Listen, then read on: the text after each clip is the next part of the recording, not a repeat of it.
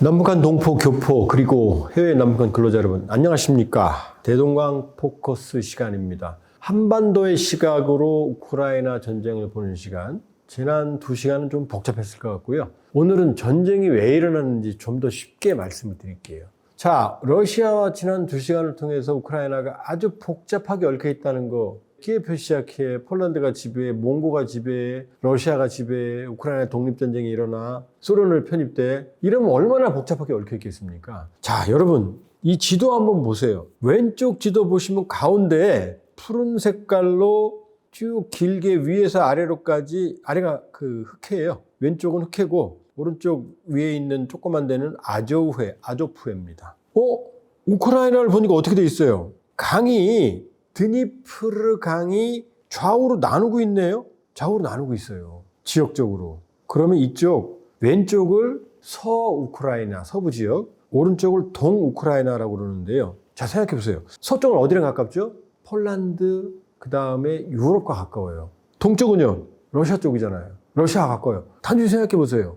강으로 지금 지형이 나뉘어 있는데 왼쪽은 유럽에 가깝고 오른쪽은 러시아에 가깝네? 그럼 어느 영향을 많이 받겠어요? 과거엔 강에 다리도 없잖아요. 그럼 당연히 동쪽은 러시아 영향을 많이 받고 왼쪽은 유럽 영향을 많이 받겠죠? 거기다 왼쪽은 폴란드가 오랫동안 지배했잖아요. 이게 시작입니다. 이게. 자, 볼까요? 여러분 그거 본 적 있어요? 우크라이나 전쟁 초기에? 우크라이나 할머니 아줌마들이 우크라이나 잡힌 병사들한테 뭐라고 말하면서 빵, 밥 같은 거 주죠? 말이 통한다는 얘기예요. 우크라이나하고 러시아는 말이 거의 통할 정도입니다. 사투리, 제주도 방언하고 뭐 경상도나 전라도 언어 차이 그 정도밖에 안 나요. 아니면 더 덜 나든지. 자, 그러면 지금 전쟁의 원인을 복잡하게 얽혀 있으니까 사람도 언어도 문화도 복잡하게 얽혀 있겠죠? 자, 간단하게 보여드릴게요. 왼쪽에 빨간색으로 칠해진 부분은 우크라이나 어권이에요. 우크라이나어를 지배적으로 많이 쓰는, 그러니까 우크라이나 땅 안에는 우크라이나는 러시아인이 막 섞여 살아요. 러시아 안에도 우크라이나인이 지금 많이 살고 있어요. 결혼이니 뭐니. 그러니까 사실 러시아 우크라이나는 그냥 친척 관계예요. 그런데 이쪽 드니프르강 왼쪽 유럽 쪽에 가까운 지역은 우크라이나어를 쓰는 사람이 많아요. 그러니까 우크라이나 정체성이 강해요. 그럼 오른쪽은요? 노란색이죠? 이게 바로 그 유명한 우크라이나의 돈바스 내전이 벌어졌던 지역. 여기 노란색은 뭐예요? 바로 러시아어를 많이 쓰는 사람들이에요. 좌우가 지금 나눠져 있죠? 이게 전쟁의 비극적 원인입니다. 그러니까 맨 밑에 있는 고동색이 된 크림반도 있죠? 여기는 아예 민족적 정체성이 러시아에 가까워요. 그러니까 어떻게 돼요? 오른쪽에 있는 노란 지역과 크림반도를 연결하니까 어떻게 돼요? 주로 러시아 영향권이라는 판단이 나오는 거죠? 그러니까 어떻게 돼요? 지금 노란색의 핵심 지역이었던 그 지역이 돈바스거든요? 여기에서 내전이 벌어지는 거예요. 언제? 2014년에 러시아계 주민들이 우크라이나에 저항하는 거예요. 그 돈바스의 핵심 지역인 빨간색 지역이 2014년에 반군들이 실적으로 지배했던 지역이에요. 이제 이해가 되시겠죠? 왜 내전이 일어났는지. 우크라이나가 독립했지만 우크라이나 안에는 친러계 주민들이 많았고 심지어 우크라이나에는 친러계 대통령까지 탄생했어요. 언제? 야누코비치. 2013년에 망명했습니다. 이 사람 러시아로. 자, 두 번째 지도를 볼까요? 이게 지난해 2월에 전쟁이 일어났을 시기입니다. 자, 오른쪽 그림이 세계전쟁연구소에서 전쟁을 매일 분석을 하는데요. 빨간색으로 지금 돼 있는 지역이 전투 지역입니다. 이게 언제예요? 2020년 2월 24일 지도예요. 자, 보세요. 전쟁이 우크라이나 어권 있는 쪽에서는 안 일어났죠? 거기 떨어진 건 그냥 미사일로 공격했다는 얘기예요. 지금 조금 큰 이 빨간색으로 되어 있는 이 빗금친 부분들은 러시아 전투병력이 파견된 거예요. 지금 어디를 중심이에요? 주로 동부를, 크림반도와 동부 지역을 중심으로 전투가 지금 이루어지고 있죠. 키예프까지 인근까지 침입을 했어요. 첫 주의 전황입니다. 왜? 러시아는 이쪽 친러계 지역을 중심으로 우크라이나를 전면적으로 침공에 들어가려고 판단한 거예요. 자, 이건 언제냐? 4월 27일 날 전쟁 발발 2달쯤 지난데요. 자, 이 전쟁 지도에서 이제 오른쪽 지도를 주로 보세요. 하늘색 그림으로 변한 지역은 뭐냐? 러시아가 침공했다가 철수한 지역이에요. 왜냐? 여기서 모두 패배했어요. 남쪽에 친러계가 있는 지역에서는 러시아가 우세지만 아무런 근거도 없는 자신감을 갖고 키예프까지 전면적으로 중심했던 이 지도의 윗부분 하늘색 있는 지역에서는 러시아가 처참한 패배를 당하고 어디로 돌아갔어요? 자, 왼쪽 그림과 비교해 보세요. 지금 4월 달의 전선은 어떻게 돼요? 친러계 주민들이 많은 지역으로 지금 러시아가 점령하고 있죠. 이쪽으로 전략적으로 후퇴한 거예요. 이제 전선을 줄인 거예요. 이건 언제냐? 바로 가장 최근의 지도입니다.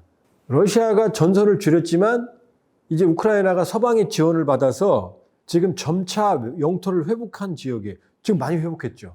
그렇죠? 그러나 지금도 어떻게 돼요? 이 크림반도와 돈바스 지역, 좀 더 빨갛게 칠해진 부분이 있죠. 그 지역은 완전하게 러시아가 장악을 한 지역이고, 이 빗금친 부분 지역, 연한 빨간색으로 칠해진 부분에서 지금 전투가 치열하게 이쪽을 대상으로 우크라이나가 진격을 하고 있는 상황입니다. 전선은 일부 교착되어 있는 상황이에요. 어느 한쪽 일방적으로 압도적으로 우세하지 않아요. 자, 이해되시죠? 그러니까 처음에 러시아가 크림반도, 민족적으로 거의 러시아계인 크림반도, 그 다음에 동쪽에 있는 지금 왼쪽 그림 보시면 노란 쪽 러시아 어권이 중심인 지역을 중심으로 전선을 확대해서 그쪽을 밀고 들어가면서 초기에는 위쪽에서 내려오는 키예프까지 점령하려는 전매전을 벌였다가 불리하니까 다시 어디로 돌아갔어요? 러시아계 친러계 정서가 강한 크림반도와 남부, 이걸 남부 벨트라고 그러거든요. 돈바스 지역, 도네츠크, 루간스크와 이 돈바스 지역과 남부 크림반도를 잇는 지역으로 지금 전선을 축소한 거예요. 이게 지금 상황입니다. 그러니까 러시아는 이 상황에서 전쟁을 끝내고 싶죠. 친러계 주민들이 있는 지역들을 시로 지배하면서 러시아 영토를 넓히려고 하는 거고, 우크라이나 입장에서는 법적으로는 돈바스도 우크라이나 땅, 크림반도도 우크라이나 땅이거든요. 국제법적으로는. 그러니까 이걸 용납할 수가 없는 거죠. 이걸 회복을 해야만 되는 거죠. 러시아 입장에서는. 우크라이나 입장에서는 원래 자기들의 행정구역이었던 크림반도, 또 친러계 주민들이 내전을 일으킨 돈바스, 이 지역은 물론이거니와 크림반도와 돈바스에 있는 남부 해랑까지를 확보해야만 되는 게 푸틴의 목표고요. 여기에서 지금 전선이 교착되어 있는 겁니다. 여기서 장기 소모전으로 들어가 있습니다. 자, 그럼 이 마지막 그림인데요. 우크라이나 전쟁은 전망을 해보겠습니다. 이 전쟁 끝나느냐? 죄송하지만 끝나기 어렵습니다. 왜냐? 이 오른쪽 그림을 보세요. 우크라이나 지도거든요. 이 우크라이나가 지금 어떻게 되어 있어요? 러시아와 유럽을 연결하는 다리죠? 연결되어 있죠? 우크라이나가 서방권, 나토에 가입을 하면, 원래 전쟁의 원인 중에 하나가 우크라이나가 나토에 가입을 하기로 했기 때문이거든요. 자, 그림 보세요. 우크라이나가 나토 가입하면 어떻게 되죠? 러시아 심장부까지 뚫리잖아요. 바로. 그 다음에 모스크바는 어떻게 돼요? 미사일 사정거리, 단거리 미사일 사정거리로 들어가요. 그러니까 러시아 입장에서는 우크라이나를 절대로 서방에 넘겨줄 수가 없는 거죠. 나토에. 자, 그럼 나토, 유럽 입장에서 보세요. 우크라이나가 러시아에 점령당하면 어떻게 되죠? 유럽의 심장부까지 뚫리잖아요, 지금. 유럽 바로 코앞까지 뚫리잖아요. 폴란드, 슬로바키아, 헝가리, 루마니아 다 나토거든요. 이 모든 나라가 위험해져요. 그러니까 나토 입장에서는 우크라이나가 러시아 점령권에 들어가면 안 되는 거고, 러시아 입장에서는 우크라이나가 나토 영향에 들어가면 절대 안 되는 거죠. 그러니까 우크라이나 전쟁은 우크라이나 러시아 전쟁이 아니고 우크라이나를 중심으로 서방과 러시아 간의 전쟁이 돼버린 거예요. 그러니까 우크라이나 단독으로 전쟁을 했다면 지금 아마 아주 불리했을 거요. 국토의 상당 부분을 뺏겼을 수가 있거든요. 이런 일이 벌어지고 있는 거예요. 그러니까 이 전쟁은 불행하게도 안 끝납니다.